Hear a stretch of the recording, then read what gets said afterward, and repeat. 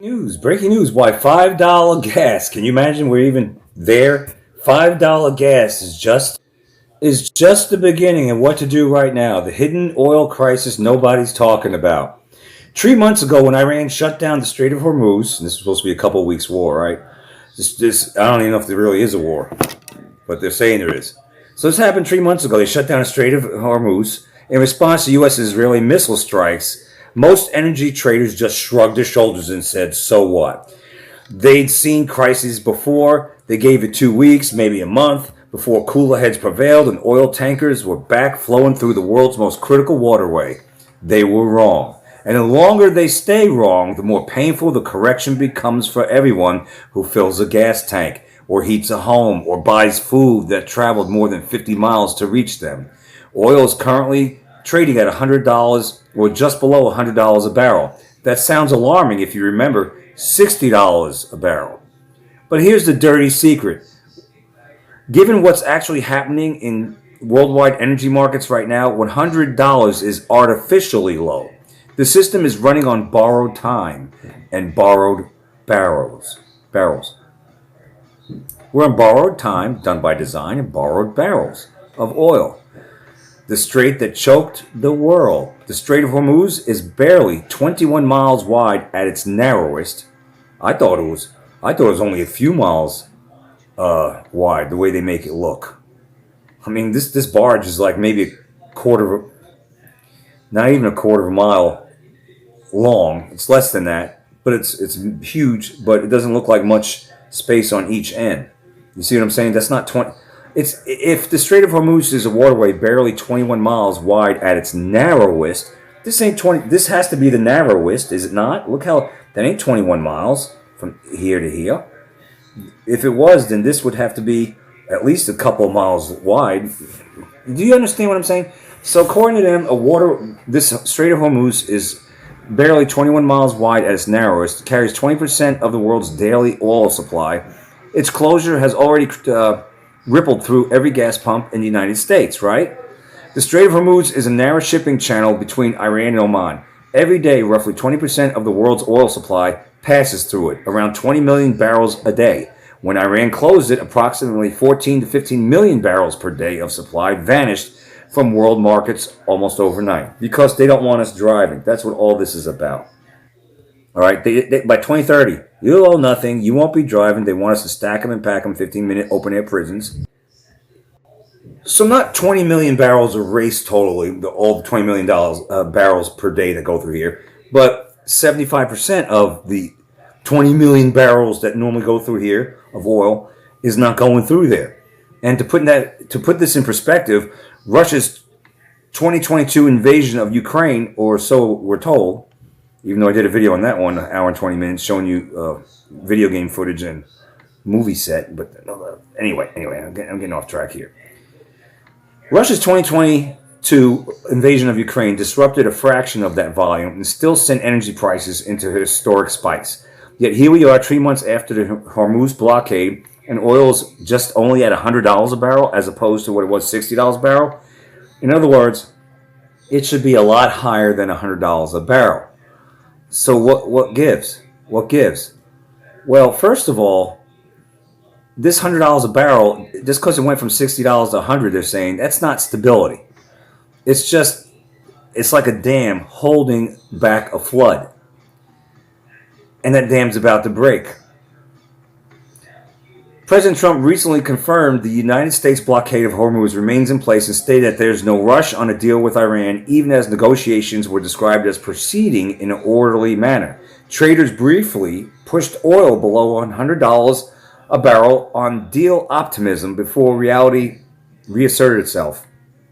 The blockade still held, prices rebounded. I like the way they go. I like the traders, it's traders are like, "Oh man, there's going to be a deal. Hey, let's take the barrels of oil from $100 down to $80 because we're optimists that a deal is going to be made." I mean, this is just a dog and pony show. It's an illusion. This is bullshit. It's all bullshit, really, when you think about it. It's ridiculous. So listen to this. You know how we're on this wild ride, right? You're on a wild ride, You know, it's kind of bumpy, but it's not bad yet. But oh, there's a bump. Chee chee bang bang. Oh, there's a bump. Oh, that kind of hurt my back a little bit, but that's not that bad. Boom. Oh man, that's all right. But we're still smooth sailing a little bit. We're hitting bumps and hiccups here and there in the road. What's happening? Oh, chitty chitty bang bang. Shock absorbers are giving way. The shock absorbers are nearly gone. The ride's about to get bumpier with bigger potholes ahead. Is that right? The shock absorbers are nearly gone. Y'all better get ready. Here's what's actually been keeping prices from exploding, as John Hagee would say. The world has more stored oil than most people realize. When all this went down, the world has more stored oil than most people realize. Okay? Worldwide commercial inventories, floating storage on tankers, and OPEC spare capacity have all been deployed as emergency buffers. All this stored up energy, commercial inventories, floating storage tankers, OPEC, what they have, this helps buffer what would normally be, well, if you think $4 a gallon's high, it would be way higher than that. But because they have it stored here, stored there, stored on barges or whatever, over here, over there, stored all over the place, they're using that. But what happens when that is depleted, is gone? Okay, these buffers, these oil storage act as buffers. So the price went up some. Yeah, it went from $2.80 around here to $3.80, about a dollar or so more per gallon. But that's because of the buffers, the oil they have in storage. What happens when that's all gone? All right, what they've done worked so far to help alleviate what could have been $8 a gallon right from the get-go. Geico, $10, whatever. It's worked so far, but the shock absorbers are almost gone, meaning the inventories are almost gone. These inventories are finite, and they're draining really fast.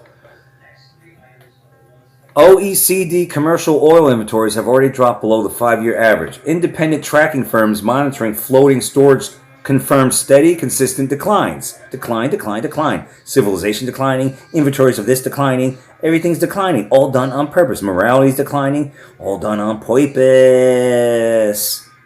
Right? This is all done on purpose, done by design.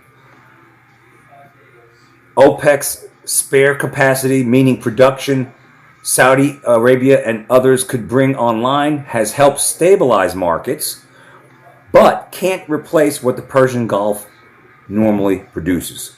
So OPEC and what they could help or assist with oil production is kind of offsetting the closed Hormuz, what that damage could have done. In other words, we would be feeling the pinch a hell of a lot worse if it wasn't for the extra stores of oil, if it wasn't OPEC's spare capacity. Saudi Arabia's bringing more production online. Or so the story goes. Not all crude is interchangeable. Ramping production takes time, and every barrel of spare capacity used shrinks the margin for any future disruption. In other words, it's like we're burning the candle at both ends. That's what it sounds like to me. Or so they're saying. There's more oil in the United States than I think the world, or we have, let's just say this. I covered this several years ago. We have enough oil in the United States to supply the world for centuries. So, that's why I say, or so they say. They act like, this is finite, that's finite. No, it's not finite. Not anytime soon. They're saying it is. They're making it difficult for us to get it, and they're giving all these bullshit reasons. Have you had enough yet of this nonsense of these overgrown kids on this what they act like this is one big playground. They can just shut this off, do this, do that, play God with our weather, play mad scientist with our food. This same beast system that kills whistleblowers. You find them face down, ass up in rivers and pools when they're about to blow a whistle on this, that, and the other. The same beast system that kills people, or doctors, I should say, for having cures for this, or cures for cancer, or cures for that. The same beast system that kills anyone who wants to show you, hey, we can make a car run on water. Have you had enough? You want it darker. Huh? This is ridiculous. All right. The International Energy Agency has already warned that oil markets could enter a red zone by July. Warning, Will Robertson, by July. Warning, Will Robertson. Warning, warning. That's the point at which working inventories fall below the operational minimums refineries and pipeline systems need to function smoothly. Below that threshold, small problems become big ones, and the system loses its ability to self-correct. In other words, again, they're just saying we're pretty much translation, we're fecked by July or August. Everything's going to become a big deal. Everything. Oh my God, we're out of oil. Oh, I can't get the oil through the Strait of Hormuz. It's so blockaded, 21 miles at its narrowest. I just can't find a way out of this or in it. There's like 21 miles of ships blockading it. Oh my God, there's no other way. We went to Mars. We went to the moon. But we can't figure out how to produce more food. We can't figure out how to get oil from point A to point B. Oh my God, what are we going to do? Done on purpose. Done on purpose, all right? Where am I? Where was I? The Hormuz crisis didn't arrive in a vacuum. For years before this conflict began, worldwide oil companies were under enormous pressure from investors, regulators, and ESG mandates to curtail new exploration and production investment. Well, they've been doing the greenie shit for a while, right? They've been trying to, make it more difficult for us to drive gas cars, and they want us to go on. They wanted to get rid of wood stoves. Do you remember when I covered that shit? I covered wood stoves. They want to get rid of that. Ban it. It didn't happen yet, but that's what they want. They don't want you to. They want to pass a bill in certain states, and I covered that with fast read headlines in times past about gas stoves. Don't want you to have gas stoves. Oh, big thumbs up on electric. Anything electric, big thumbs up. Electric cars, electric stoves. This is electric fireplaces. This is where they want us. But yet the grid is so weak and can't handle this, can't handle that, can't handle. It's going to be 95 degrees today as opposed to 94 degrees average last year. This summer is going to be real hot. It's going to be average of 98 degrees. Last summer was 97.75 degrees. But since it's going to be averaging 98 degrees for this summer, everyone's going to be upping the ante on their air conditioner and the grid is going to be really strained. No, it's not. No, it's not. It's bullshit. Everything they're doing is bullshit, all right? So they're saying that depleted oil, they're struggling just to, put out this fire with this Iran crisis, put out that fire to bring to you oil so your gas isn't $10 a gallon. They're doing everything they can, but by August or maybe July, August somewhere, it's gonna get pretty hairy. That's what it sounds like to me that they're saying. It's gonna get real bumpy the ride, worse and worse and worse. What they're also saying is, well, a supply chain that has already been lean. Our oil supply chain has been so lean before this Iran crisis. Well, now that we have this Iran crisis, it looks like we're at the point of no return. That's pretty much what they're saying. A supply chain. Oh, they're the ones breaking the supply chain. 2020, it severely started. Remember that? Closing the world's, China's busiest port in 2020 over alleged sniffles. Remember that? Do you remember them closing the ports in California? And I remember, what was it? I think it was the mayor of Savannah said, well, you all come over here through Savannah. Savannah's a port, obviously, but I think it was the mayor said, all you cargo ships on the West Coast that can't enter in California because it's closed down because of the alleged sniffles, just come on over here to Savannah. We'll let you in. Florida ports, Governor DeSantis said, we'll let you in Florida. Remember all that? Over the sniffles. Remember, and the supply chain got rocky and you start seeing holes on the shelves and shit like that because they wanted us to get used to holes on the shelves, get used to all the stuff. It's like the deconstruction of our lives, the deconstruction of America, of the supply chain. That's what it is, in increments. Get used to this. Get used to that. Don't get used to any of this. And here's another thing. I went to friggin' Dollar Tree today. Friggin' Frigo cashiers wearing a damn muzzle. Where'd I go before that? I went somewhere else before that. What did I go? CVS. It was CVS wearing a muzzle, and Dollar Tree, Dollar General. Went to Dollar General, and then cashier, and both of them happened to be didn't look like me. It doesn't matter though. There's a lot of people that look like me that wear them, but it's just coincidence. But it was that there's a lot of people that wear these muzzles still to this day. It's just that I found it really odd. You know, Dollar General, she's wearing it.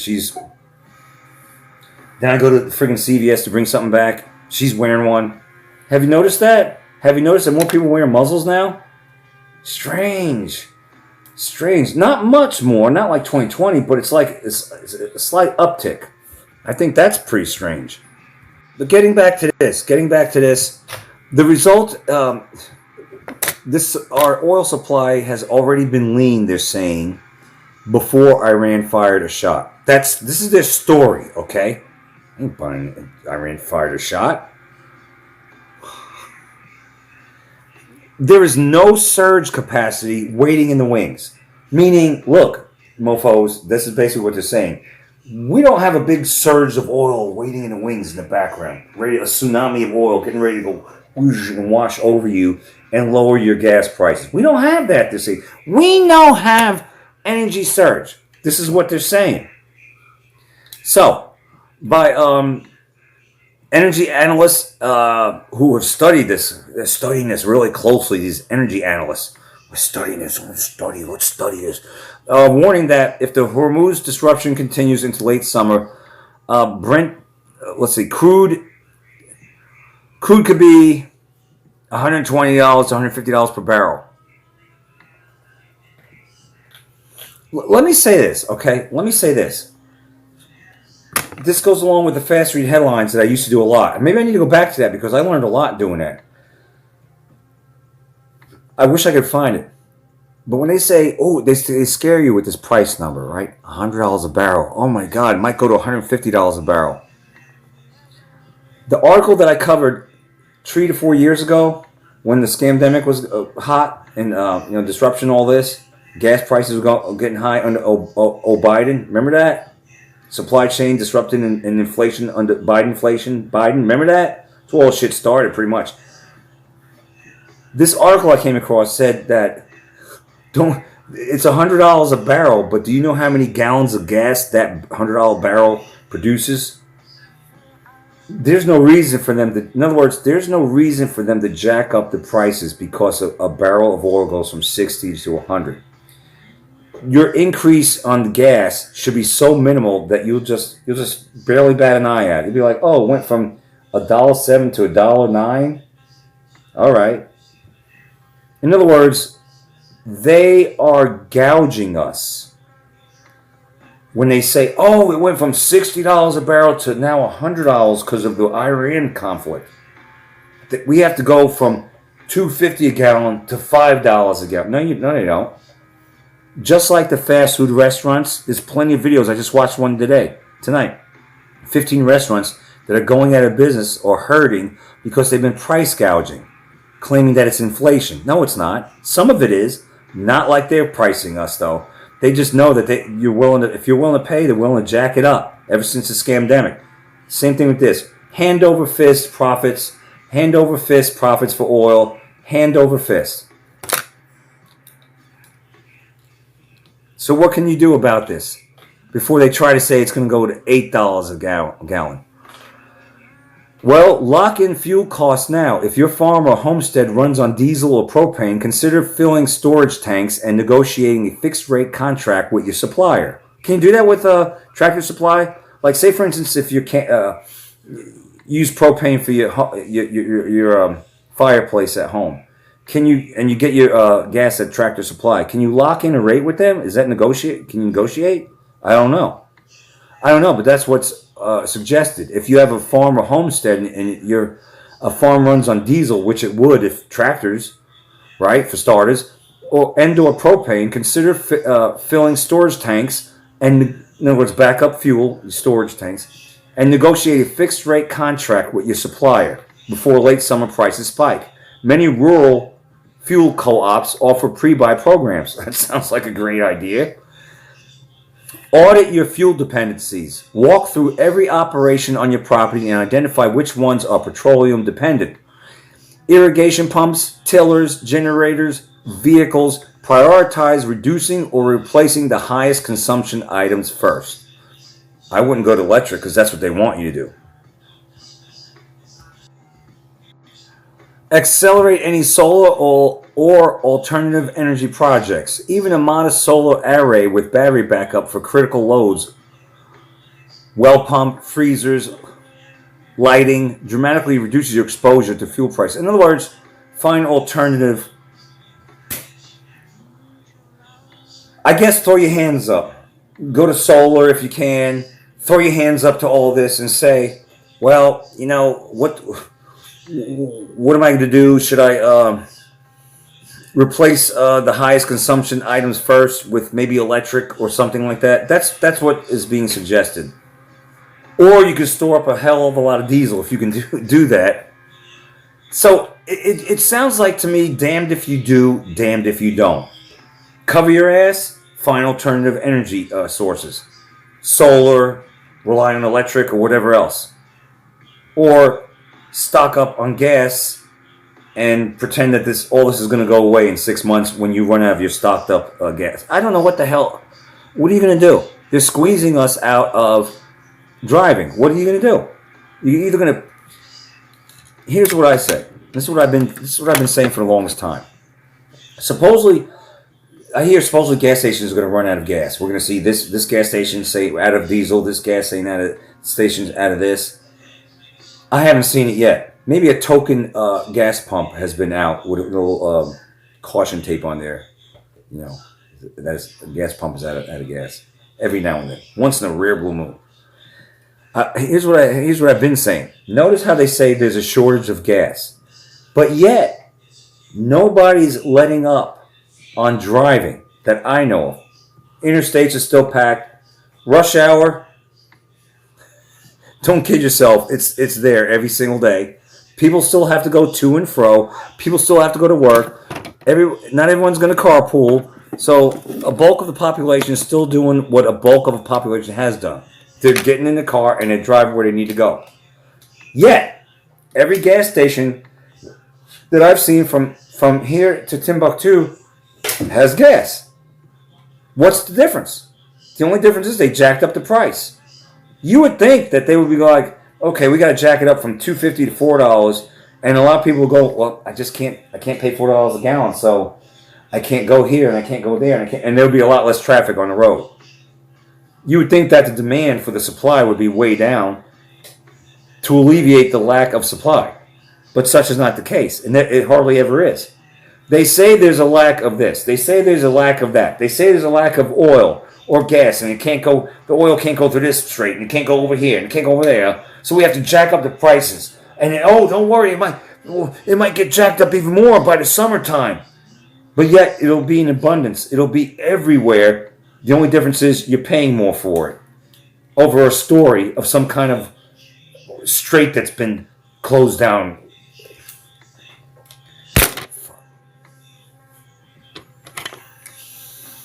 You know, then they say, well, grow a garden. Easier said than done. I don't know what to tell you guys. I mean, this is where we're at.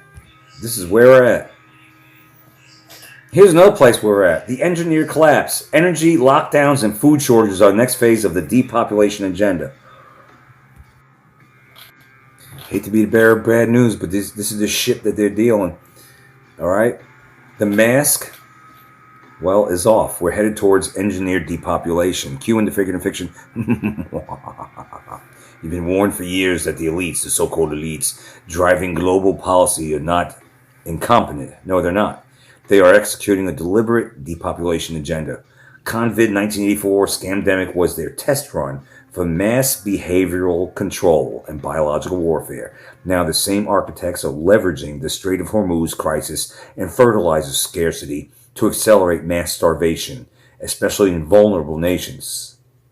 Yeah, it's not like America and the West in particular will be without food. The third world countries, the vulnerable nations like that, they're gonna suffer the most.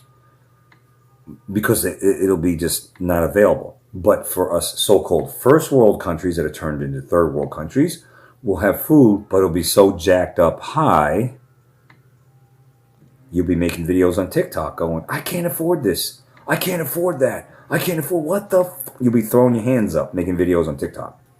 I see it all the time now. I've seen it under Biden too. This is where all this shit started in 2020, the scamdemic. And like I said, that was a test run. It was a dress rehearsal for the New World Order. It was seeing who's going to fall in line, who ain't. That's what that was. So the goal is to reduce humanity, have a population food collapse, energy collapse, jack all the prices up. You'll own nothing. You'll be happy. Have an engineered famine. The fertilizer shortage means the spring planting season will be diminished. Crop yield because you can't get the fertilizer through. Farmers can't plant like they need to plant, and the yields will be a lot lower. It's not accidental. It is the next phase of a plan to reduce worldwide population and install a technocratic surveillance state. Did you know in the county that I'm in, 5 data centers are planned? Are you kidding me? 440 square miles to this county, 5 data centers to suck up water. It's depopulation centers, what they are. Surveillance centers. That's what all this is. And Agenda 21 explicitly lays out the framework for centralizing control over human life, including the elimination of property rights. That's a thing. Eminent domain, culling, and that's just for stars. They want to take away our homes. They want you to rent if you're allowed to live. Get a load of that. They're saying if we allow you to live, you'll be renting. You'll own nothing. You'll be happy. They want to cull a surplus of population. The goal is to reduce humanity from billions to 500 million. This is the Georgia Guidestones that they knocked down several years ago because they were done advertising what they want to do. Now they really, really, really want to accelerate what they want to do. They want to get the population down to 500 million. And the 500 million will be slaves to the technocracy, ruled by a digital ID and a central bank digital currency. That's why they're attacking the dollar and weakening it. And here's the hard truth that most Americans refuse to see. There ain't no one here to save the day. Did you hear what I said? There's no one here to save the day. You can't vote your way out of this. You're going to vote. Well, you can go through the motions all you want. But voting, you can go through the motions all you want. You could press the button for that, for this, that. Oh, there you go. He said this, she said that. Okay. You think this is going to stop? You think Agenda 2030 is going to stop? The only way, listen, voting for someone ain't going to make anything stop. One person, even if they wanted to stop all this, one person ain't going to stop it. The tentacles of this evilness is so deeply rooted and firmly entrenched all over that even if you wanted to, let's say in a more normal world, run for president, became president, and you said, you know what, I'm getting rid of this, I'm getting rid of that, I'm going after this, I'm going after that.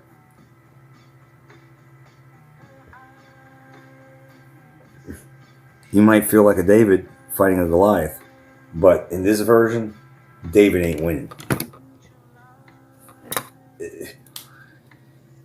If nothing else, this is end times prophecy. It's prophecy playing out. I hate to say that, but here's the thing. If humanity woke up from its slumber and wasn't so divided, so docile, they wouldn't be able to do this. And a lot of us have waken up to what they're doing and got the word out and slowed their roll, so to speak. And they had to shift the goalposts, change it up, but it's still moving forward. In other words, we could get out and say, hey, they're doing this, they're doing that, doing that. Some people wake up and they watch us go, oh, maybe we should slow our agenda down a little bit, throw a couple of shiny objects out there for them to watch, make this happen over there, make that happen over there, and then pick up a little bit down the road on our agenda. But they're going to get their agenda across. That's the thing. They wouldn't be able to get away with this if people weren't so divided, distracted. We live in a shadow world of fake food, fake medicine, fake money, and fake elections. Most people are disconnected from reality, as I just said, and fail to question anything, fail to do anything collectively. They believe the grocery store will always be stocked, the power grid will always hum along, and the dollar will always hold its value. But the scarcity we experience today is engineered. The scarcity they want us to experience down the road, engineered. Everything that they're doing is engineered. There are no coincidences in any damn thing. Stop kidding yourself. The food on our shelves is increasingly tainted, adulterated, poisoned. Just today, I picked up some stuffed mushrooms from Kroger. I couldn't read the damn ingredients. It was too much. It was black. It was black words, tiny black words on a brown label, mushroom label. And I was in a hurry, and I picked it up. I said, "Let's have this tonight." It has sorbate, 80, and some other stupid chemical in it. You would think stuffed mushrooms would be on the up and up. No. Everything, just every fucking thing has some fucking bullshit thing in it. It's like they got us cornered. And then our U.S. empire is collapsing, educational systems turning out illiterates, degenerates, stupidity. We got people that don't know where to park. They park on their lawns. They park crooked. They can't even insert a car between two lines. They drive like they want to kill someone on the highway. There's no lack of morality. What's good is bad. What's bad is good. It's clown world. It's just, everything is just falling down. Take heart. Take heart, though.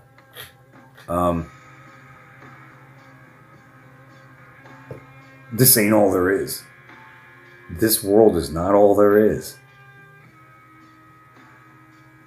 And that's why we have to get ourselves right, our soul right, and with the Creator. We have a Creator.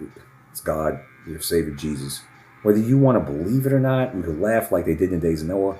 There's an afterlife. You'll meet your Creator. You will either go up or go down for eternity. It's scary to think about. All right.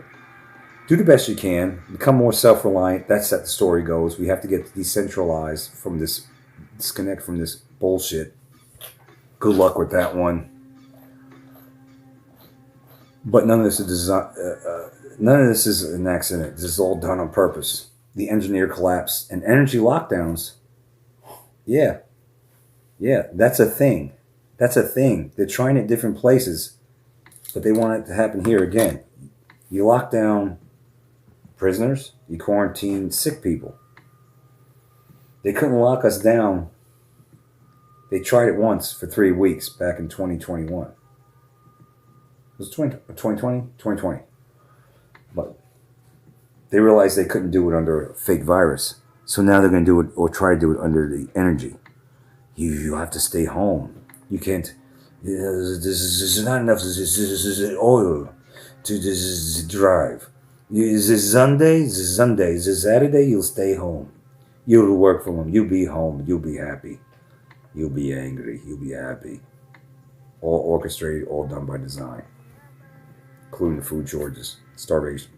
And then here in the United States, they'll just jack up the price so high you won't be able to afford it. And then if people start robbing, they'll fucking lock it all down and do social credit score shit. The whole 9 yards. You won't be able to get in the stores if you got a bad social credit score. That's the direction we're heading. Data centers popping up everywhere. Say your prayers. Don't be a troll. I'm moving.